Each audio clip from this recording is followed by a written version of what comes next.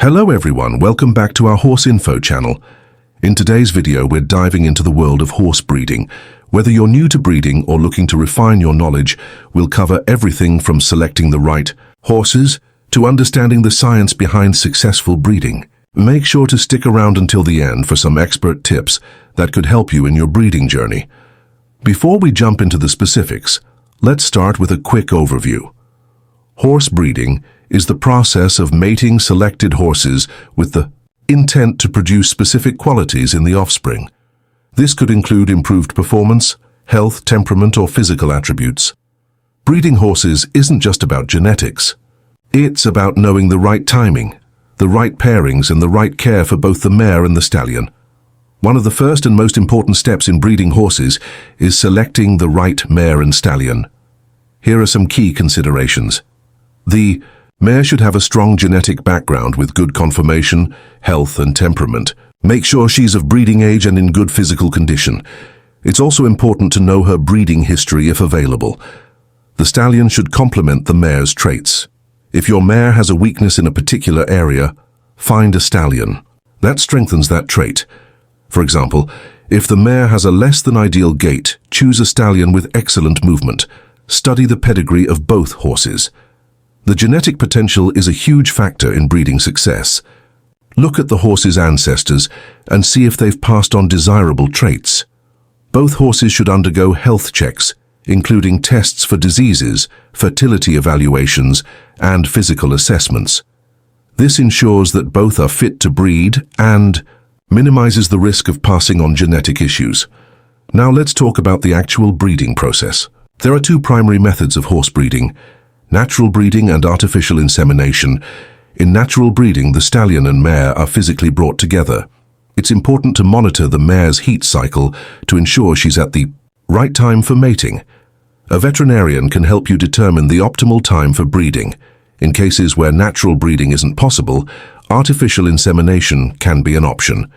This involves collecting semen from the stallion and inserting it into the mare at the right time. Artificial insemination has some advantages, such as preventing the risks associated with natural breeding and enabling the use of semen from distant stallions.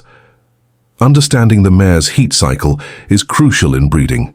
Mares typically have a 21-day estrous cycle, but their fertility is best during certain parts of the cycle. During the estrus phase, the mare will show signs of heat, such as a relaxed tail, frequent urination, and possibly showing interest in the stallion. This phase is when she's most fertile. During the anestrus phase, mares are not fertile. You'll need to wait until she comes into heat again. The best time for breeding is during the peak of estrus, usually around the 5th to 7th day of the cycle. A vet can help you pinpoint the exact timing for a successful breeding. After successful breeding, it's important to monitor the mare closely. Here are a few things to keep in mind. Pregnancy can be confirmed through ultrasound around 14-16 days after breeding. Regular vet checkups will help ensure that the mare and foal are developing properly. Continue to provide excellent care for the pregnant mare. This includes proper nutrition, regular exercise, and a safe, clean environment. Make sure she gets the right amount of protein and nutrients for fetal development. Just like with any animal, the health of the pregnant mare directly impacts the foal's development. Here are some key nutrition and health tips. Provide a diet rich in fiber, protein, vitamins, and minerals. The mare's nutritional needs will increase as the pregnancy progresses. Consult with a veterinarian about adding supplements like calcium, phosphorus, and trace minerals to support the development of the foal. Keep an eye out for any health issues that may arise during pregnancy, such as swelling, loss of appetite, or unusual behavior. Regular veterinary visits are essential. Once the foaling process begins, there are a few things to keep in mind. Set up a safe and quiet foaling area for the mare. You'll need a clean stall, fresh bedding, and access to water and food. Most mares will foal naturally, but it's important to monitor the mare closely. If she's having difficulty or the foal is taking too long to emerge, you may need to call a vet for assistance. After birth, the foal should stand and nurse within the first few hours. Ensure that the foal gets the vital first milk, called colostrum, which is rich in antibodies. Breeding horses is a serious responsibility, and it's important to follow ethical practices. Overbreeding can cause harm to the mare's health and well-being. Make sure you give her adequate rest between breeding cycles. Always ensure that both the mare and the stallion are in optimal health, and that breeding is done in a stress-free, safe environment. Only breed horses for the purpose of improving traits or preserving the breed.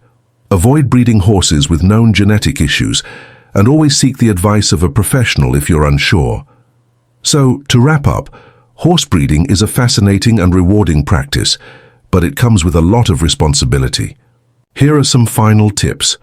Always select healthy, well-matched horses for breeding. Know the timing and signs of the mare's heat cycle to ensure successful breeding. Monitor the mare closely during pregnancy and provide the best care for both her and the foal. Finally, always breed ethically and responsibly. I hope you found these tips helpful. If you're planning to breed horses, remember that knowledge and preparation are key to success. Thanks for watching. Don't forget to like, comment, and subscribe for more horse-related content. Feel free to leave any questions or comments below about horse breeding, and I'll do my best to answer them.